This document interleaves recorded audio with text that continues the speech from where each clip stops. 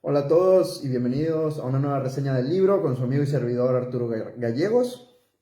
Hoy tenemos un libro muy interesante, Bukharin y la Revolución Bolchevique, una biografía política, así se titula el libro, del autor Stephen Cohen, que recién falleció en 2020.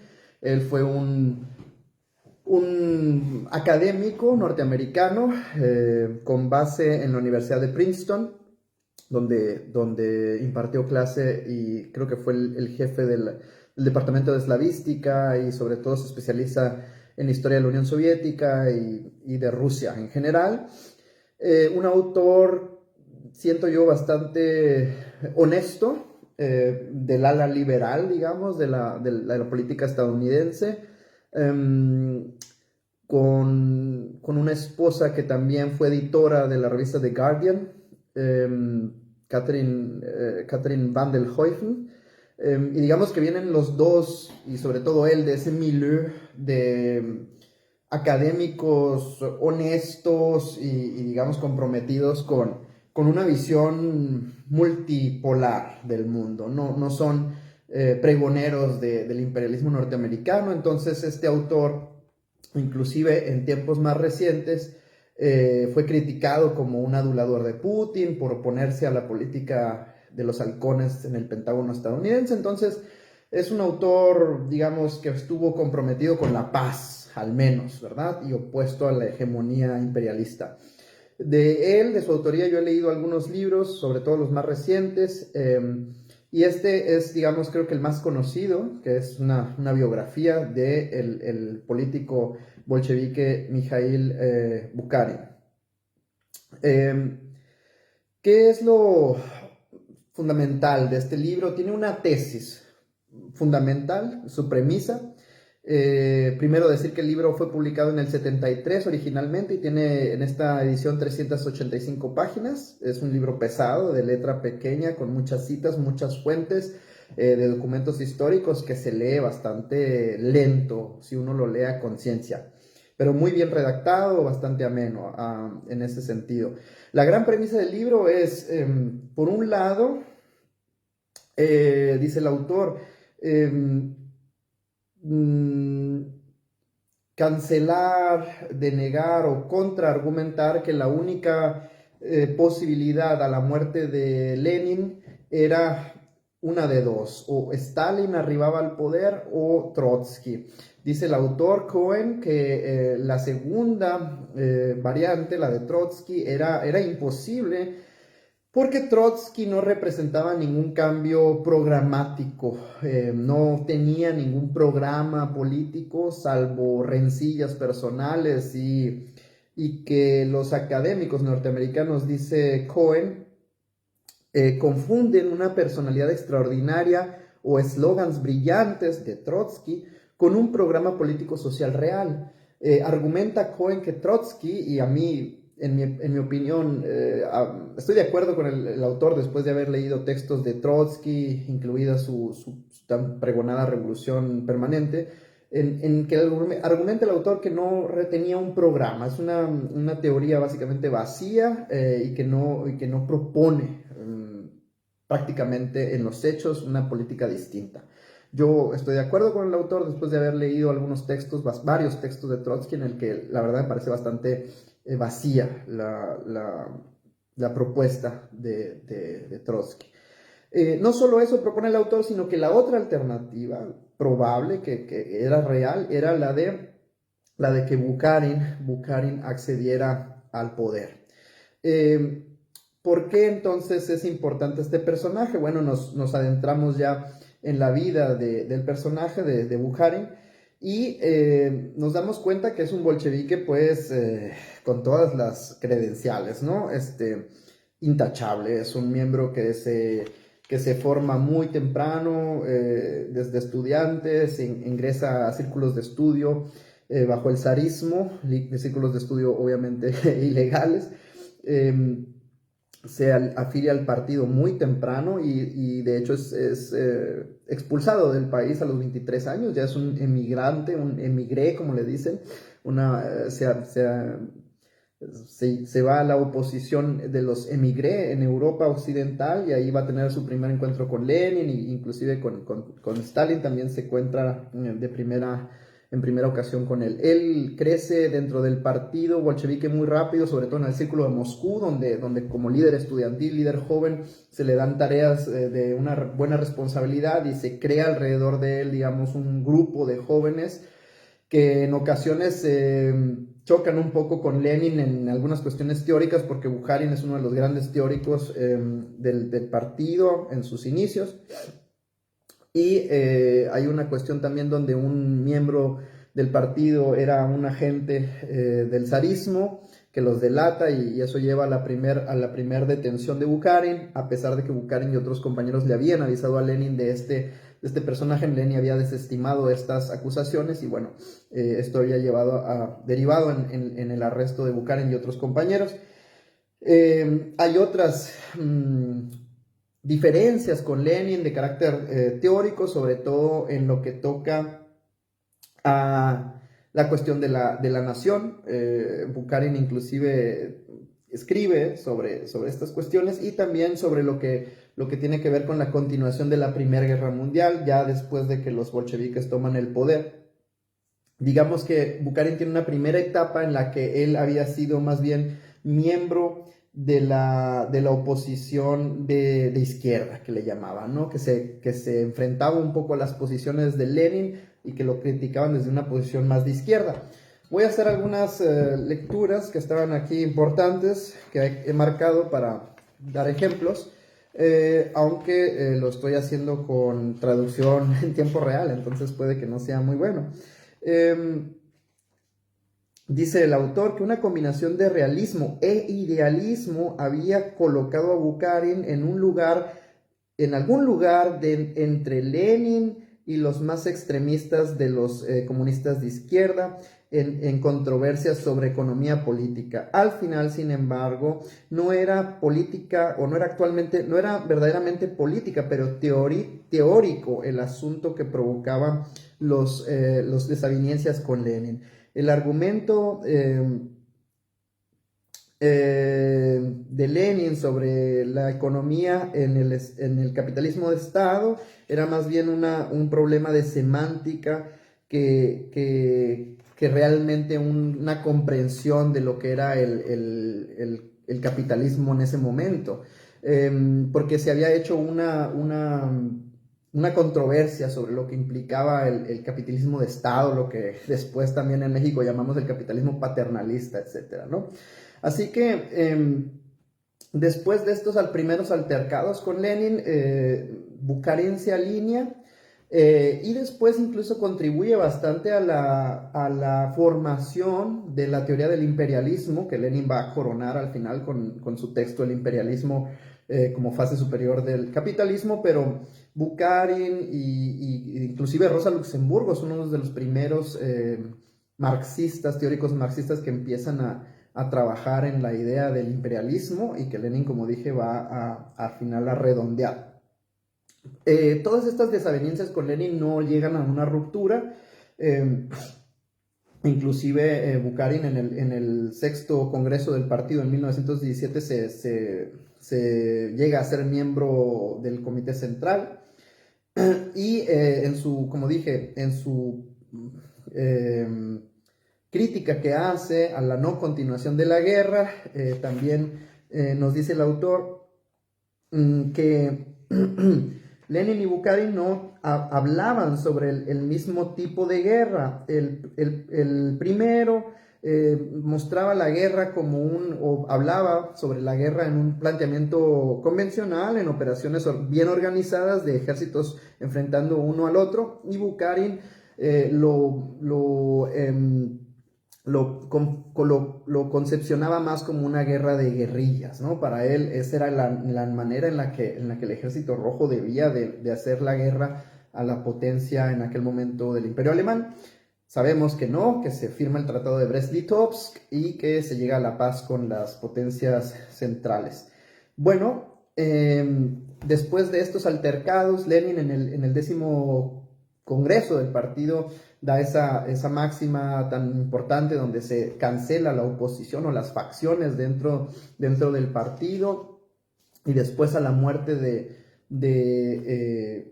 Lenin, se viene el problema del debate entre Trotsky y Stalin, y se forma lo que se conoce como el triunvirato, ¿no? Entre Zinoviev, Kamenev y Stalin. Y en ese momento Bukharin ya es el redactor de la revista Pravda y se pone del lado del triunvirato para denostar, atacar, para hacer a un lado a Trotsky, ¿no? En este caso hay otra cita aquí interesante del autor. Es un libro bastante extenso, pero estamos ya acá. Nos dice el autor sobre esta controversia. Los bolcheviques somos pioneros, pero no llevamos a cabo experimentos, no somos diseccionistas que operamos sobre un organismo vivo con un cuchillo, sino que tenemos conciencia de nuestra responsabilidad histórica, decía Bukharin en ese tiempo, en el que habla sobre la responsabilidad histórica de los bolcheviques como corriente política que se sabe lleva a sus espaldas la suerte y el destino de millones de personas. En este caso criticando la postura, digamos, infantilista o aventurerista de Trotsky, y es por eso que se va del lado del triunvirato con Kamenev y con Zinoviev y Stalin. Obviamente sabemos que después se viene el problema de la guerra civil, el comunismo de guerra, y después del comunismo de guerra se viene la nueva política económica de Lenin, en donde, estoy regresando un poco en el tiempo, pero esto va a marcar a Bukharin, porque una vez que se termina la NEP, la nueva política económica, va a ser que Bukharin va a pasarse de haber estado del lado de la oposición de izquierda, se va a convertir en oposición de derecha una vez que se va a enfrentar con Stalin. ¿Por qué? Después de disuelto el triunvirato, una vez que Trotsky queda relegado, después se disuelve también el triunvirato y se van a acusar a Kamenev y a Zinoviev de traidores, y en ese momento Bukharin va junto con Stalin en lo que le llaman el triunvirato de dos, van a accionar, van a maniobrar para atacar a los otros dos, y van a implementar la nueva política económica, o van a continuar la nueva política económica. Y una vez que se quieren salir de esta nueva política económica, una vez que Stalin considera que es momento de colectivizar la tierra, que había todavía en manos de los terratenientes, sobre todo la mayoría de la tierra no estaba colectivizada, Bukharin se va a quedar en esta posición, digamos, de derecha. Y junto con otros miembros como Rykov y Tomsky, van a defender esa postura que, comparándola con Stalin, era de derecha, ¿no? Por eso le llaman la oposición de derecha. Va a tener reuniones con Kamenev, sobre todo en secreto, que van a marcar su destino una vez que Stalin decide maniobrar para alejarlo, para irlo segregando. A Bukharin se le va, digamos que separando de muchos puestos de responsabilidad, se le separa del Komintern, se le separa de la Pravda, y va a caer en desgracia, ¿no? Y hay un momento en el que va a durar relegado digamos, de la vida del partido, mientras a Kamenev y Zinoviev les están haciendo los famosos juicios de Moscú. Y en los juicios de Moscú se va a nombrar a Bukharin como uno de los que estaban tramando, ¿no?, en contra de Stalin y del poder soviético, y se le va llevar a juicio y bueno, va a confesar sus crímenes igual que todos los demás y va a ser fusilado, ¿no? Le van a disparar en la cabeza, supuestamente es lo que ocurre con Bukhari, pero esa es la parte, digamos, sencilla, ¿no? La parte sencilla de la historia en donde sabemos lo que ocurre, cómo termina, pero la cuestión con Bukharin es mucho más complicada. Es parte de un gran periodo, mucho más largo y mucho más complejo. El autor lo reseña muy bien, aunque tiene los problemas y las carencias y las dificultades de ese tiempo. Estamos hablando de los 70s, cuando muchos de los documentos todavía no habían sido desclasificados. Estamos hablando de que estaba muy presente todavía el informe secreto de Khrushchev, que había comenzado el proceso de desestalinización, y aparte el autor viene de una escuela política de académicos americanos que estudiaron ese periodo, muy importante, que sobre todo está muy influenciado por los trabajos de este autor, que es Carr, que tiene una trilogía de la Revolución Bolchevique, en donde se escribió en los años 50, publicado en los años 50 y bueno, también tiene las limitantes de haber sido publicada en ese tiempo y como dije es un estudiante o es un discípulo de esa escuela, Stephen Cohen, que abrega mucho de eso y que nos va a mostrar una cierta realidad. Un ejemplo muy grande es la influencia que tiene entre este autor, Cohen y Carr, el llamado testamento de Lenin. Inclusive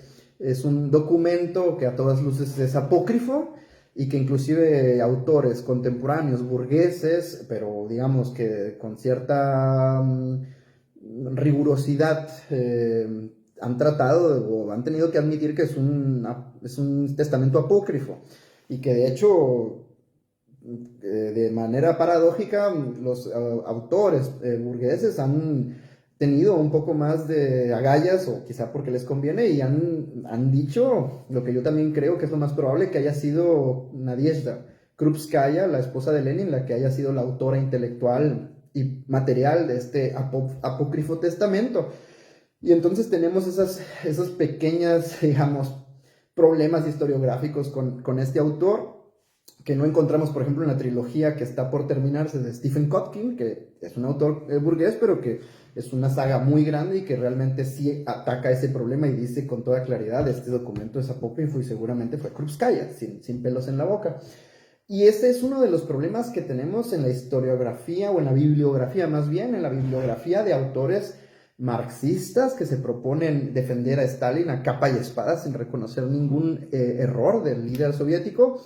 Y de los más importantes textos tenemos, por ejemplo, a los autores, o al autor norteamericano Grover Furr. Aquí tengo un libro de él nada más, que es Khrushchev mintió. Esta es una edición en alemán, en donde él analiza completamente el discurso secreto de Stalin. Lo leí hace un tiempo, está completamente subrayado en las cosas que el autor es convincente y en otras que no. La verdad sea dicha, hay cosas que el autor también deja sin satisfacer el contraargumento de que Stalin no tenía un culto de la persona, o que no actuó de repente con rigurosidad o injustamente con compañeros como Bukharin y otros que muy probablemente, bueno, a Bukharin se le acusa inclusive de haber tramado el asesinato de Lenin, lo cual a mí me parece verdaderamente ridículo, pero en tiempos muy complicados. Otro del autor, muy esgrimado por los compañeros marxistas para, digamos,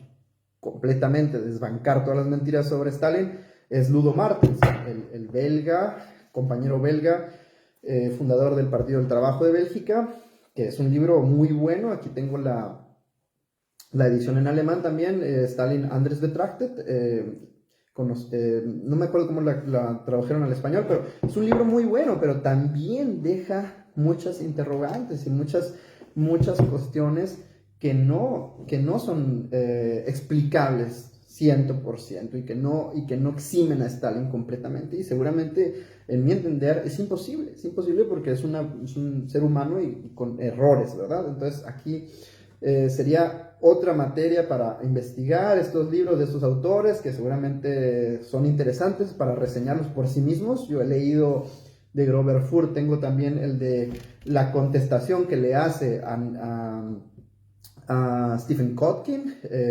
Se llama el libro Esperando por la verdad, Stalin esperando por la verdad. Y deja también mucho que desear. En algunos puntos es muy buena la contestación y en otros cae en los errores que él mismo me critica a la hora de referir a las fuentes, etc. A mí me parece que en el sentido práctico, un libro también bueno es Stalin Bewältigen, o Analizando Stalin, que es un libro del autor alemán Günter Jedig, que lo conseguí en la escuela de cuadros del Partido Comunista Alemán. Me parece que dentro también del momento histórico en el que se publica, que es después de la desestalinización de Gorbachev, de todas maneras es un libro bastante interesante que desde el punto de vista crítico, desde el marxismo-leninismo, critica los abusos y los excesos de Stalin y también las deficiencias de lo que fue el proceso de la desestalinización, ¿no? O cómo se utilizó el proceso de estalinización para debilitar el poder soviético y para rehabilitar a personajes que a lo mejor no deberían de ser rehabilitados, pero no deja de quedar en duda cierta participación, sobre todo cuando vemos los casos de Yeshov y Yagoda, y que nos ponemos a pensar, bueno, se le echa la culpa simplemente a ellos, pero luego llega uno, en el caso de Yagoda, se le echa la culpa a Yagoda, no, es que él asesinó a muchos compañeros porque era un traidor, por eso pues lo fusilamos. Ahora llega Yeshov y resulta que Yeshov también después es acusado de lo mismo, y bueno, debe haber cierta responsabilidad del cuerpo político, ¿no? de la Unión Soviética de ese tiempo. No todo se lo podemos achacar al aparato represor o al aparato de espionaje interno, etc. Para terminar, comentar pues que Bukharin es un personaje muy interesante. Sus textos propios de él, como el ABC del comunismo, el texto sobre el imperialismo, son textos que son, digamos, de cabecera todavía para el movimiento comunista. Hizo sus contribuciones en su momento, es un bolchevique desde joven, desde esos viejos bolcheviques que les dicen, que muchos de ellos, por cierto, no sobreviven a la llamada purga, y que también nos debe dejar de pensar de cómo es posible que tantos compañeros fueran en realidad traidores. Y creo que es algo a revisar, ¿no? Creo que no podemos simplemente tomar a dos autores como Furth y Martens y decir, no, es que hay dos textos ahí que nos explican completamente que Stalin es 100% inocente, como tampoco podemos tomar a los autores Cohen o Kotkin o Carr y simplemente decir, no, bueno, es que Stalin es el autor material de todas estas fechorías. Pero creo que es un buen intento desde esta perspectiva de un académico norteamericano que conoce el tema, que habla el idioma, etcétera, y que estuvo en los archivos desclasificados algunos en su tiempo, de presentarnos la vida y obra de un comunista soviético, ruso soviético, que es poco conocido y que pues por su trágico final ha sido un poco enterrado, ¿no? en la arena del tiempo, pero que como otros, como inclusive Zinoviev, Kamenev, Trotsky, tienen cosas que aportar definitivamente, ¿no? Y siempre es necesario revisar y criticar y bajar y pasar todo sobre la lupa del escepticismo y de la desconfianza, digamos, no solo de las fuentes obviamente burguesas, sino de nuestras propias fuentes. Así que yo les invito a leer textos de Bukharin, que son muy importantes. Quizá dejo aquí algunos en la descripción.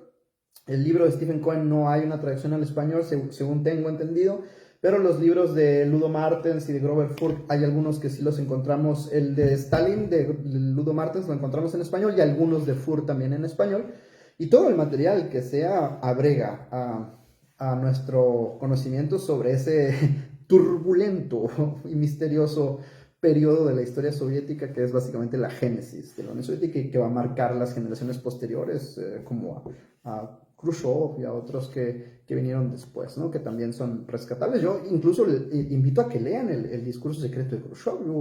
Yo cuando lo leí pensé que era algo mucho más fuerte. El texto en sí no es tan tan, digamos, agresivo con la figura de Stalin, más bien las repercusiones que tiene el discurso secreto de Khrushchev, las reformas que vinieron y las acciones que se emprendieron a través de eso, del discurso secreto y del proceso, del llamado proceso de desestalinización, es lo que en realidad tiene un impacto determinante en el movimiento comunista, y no tanto el texto. El texto, si ustedes lo revisan, no es lo que uno esperaría de lo que se ha hecho de revuelo alrededor de él, ¿no? Pero bueno, yo les invito a que lean todo lo que puedan, que no sea basura, digamos, propagandística del occidente, de la burguesía, pero textos que valen la pena como trabajos honestos y que se proponen realmente contribuir en algo.